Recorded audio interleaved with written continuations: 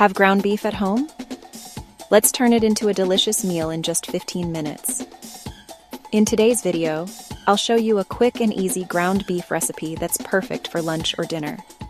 You'll need ground beef, chopped onion, garlic, tomato paste, fresh tomatoes, olive oil, and simple spices. Start by heating some olive oil in a pan over medium heat. Add the chopped onion and cook until soft and slightly golden. Add garlic and cook for about 30 seconds until fragrant. Add the ground beef and break it apart while cooking until browned. Season with salt, pepper, paprika, and cumin. Mix everything well. Add tomato paste and fresh tomatoes, then let it simmer for about 10 minutes.